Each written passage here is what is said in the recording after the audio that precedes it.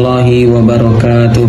Kami dari kelompok 4 akan mempresentasikan materi kami tentang anatomi fisiologi sistem saraf otonom. Sebelumnya, terima kasih kepada Apoteker Mira Febrina MSc selaku dosen pengampu di mata kuliah Anatomi Fisiologi Manusia. Selanjutnya, izinkan kami dari kelompok 4 untuk memperkenalkan diri. Perkenalkan, nama saya Muhammad Jeffrey Yansyah sebagai moderator dan pemateri, Zaskia Nestavia Putri sebagai pemateri, Kak Putri Shirley Syahrofi sebagai pemateri, Kak Takia Sajawanda sebagai pemateri, Anissa Rahma, Abelia Kurmelova, Nasila Syahwaldani, Natasha, dan Winda Friyuliska. Apa itu sistem saraf otonom? Sistem saraf otonom adalah sistem motorik eferen visceral. Sistem ini menginversi jantung. Fungsi saraf otonom adalah mengatur mobilitas dan sekresi pada kulit, pembuluh darah, dan organ visceral dengan cara merangsang pergerakan otot polos dan kelenjar eksokrin. Sistem saraf otonom terdiri dari dua sistem, yaitu sistem SNS atau Sympathetic Nervous System yang mengendalikan respon fight or flight, dan sistem saraf PNS atau Parasympathetic Nervous System.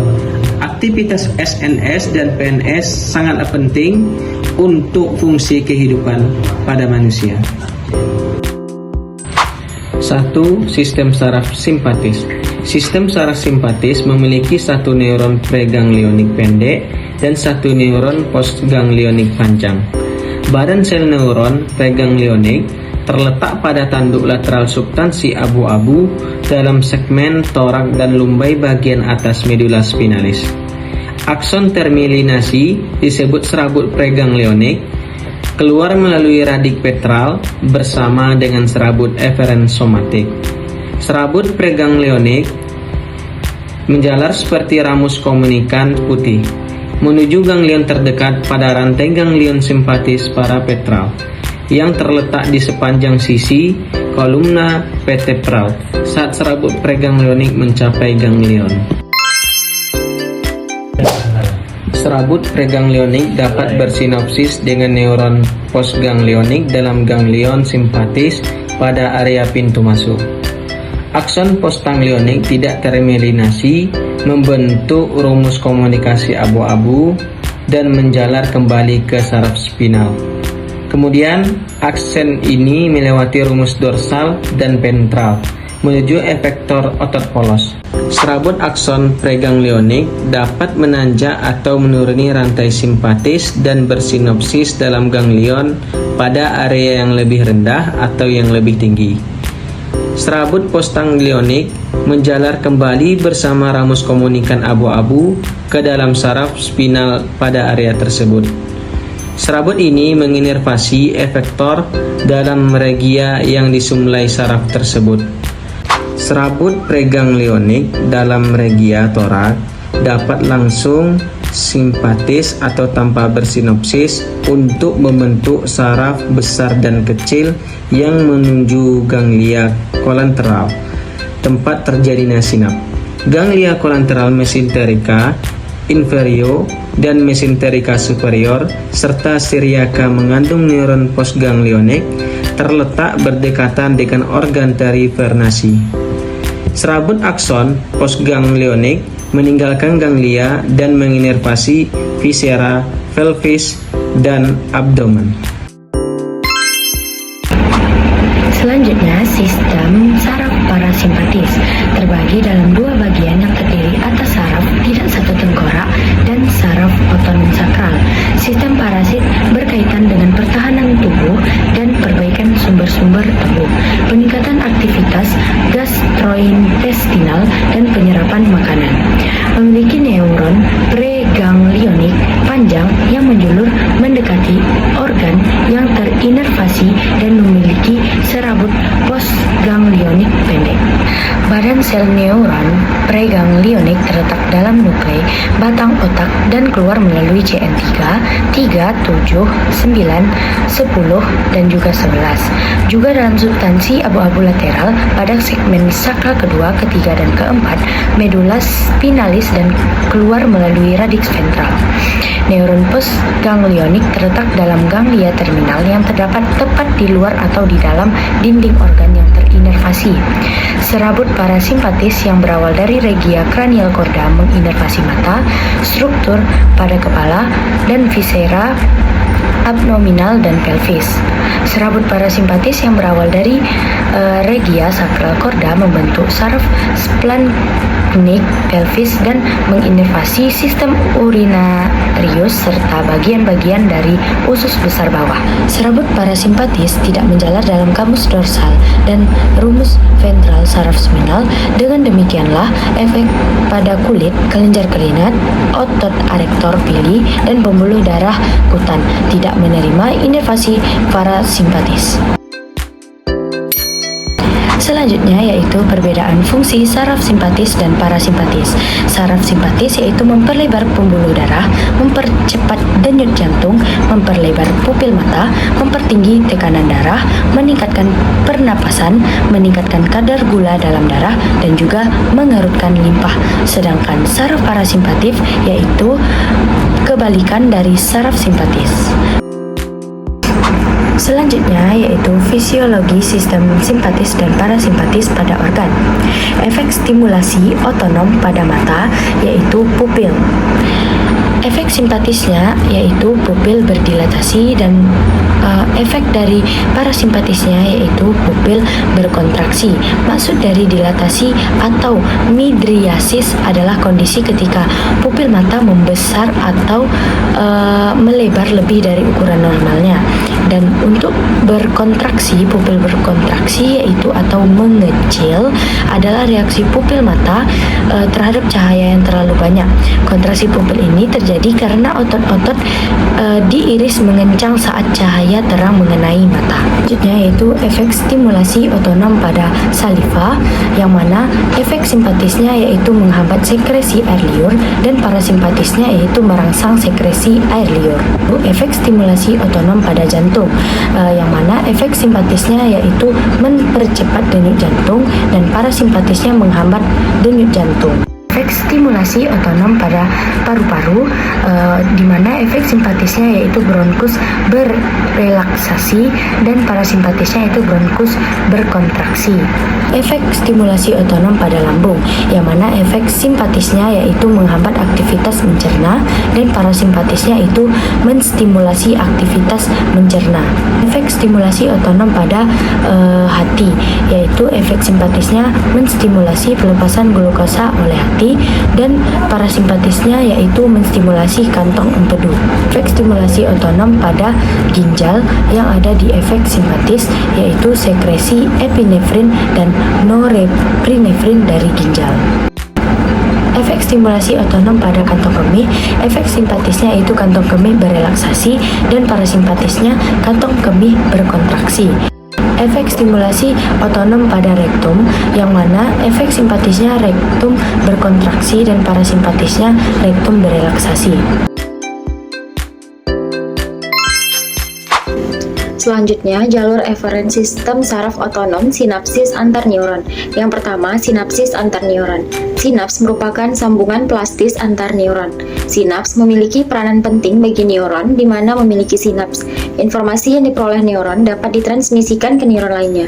Anatomi sistem saraf simpatis dimulai dari medula spinalis segmen thoracolumbai atau toraks 1 sampai lumbai 2. Serabut ini melalui rangkaian perivertebral simpatetik.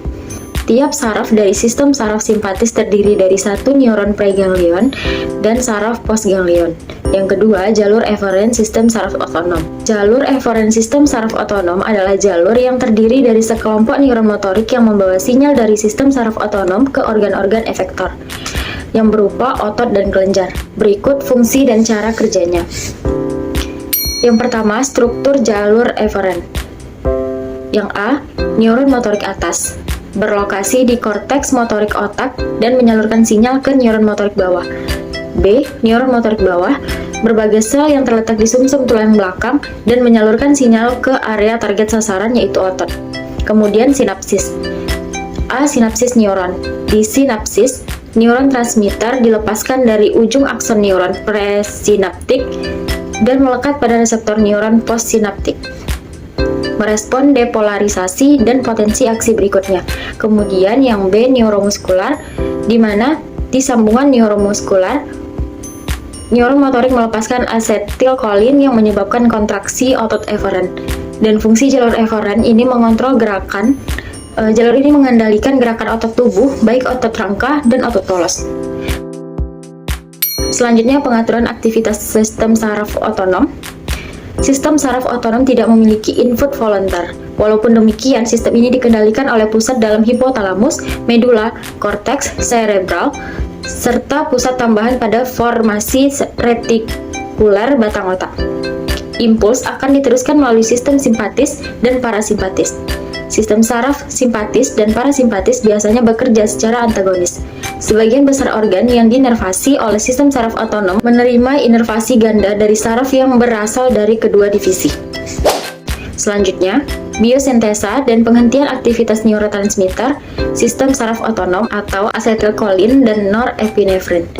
A. Asetilkolin dilepas oleh serabut preganglionik simpatis dan serabut postganglionik parasimpatis yang disebut sebagai kolinergik. Asetilkolin memastikan neurotransmisi yang cepat, tetapi umumnya cepat berlalu karena inaktivasi mediator yang cepat oleh asetilkolinesterase.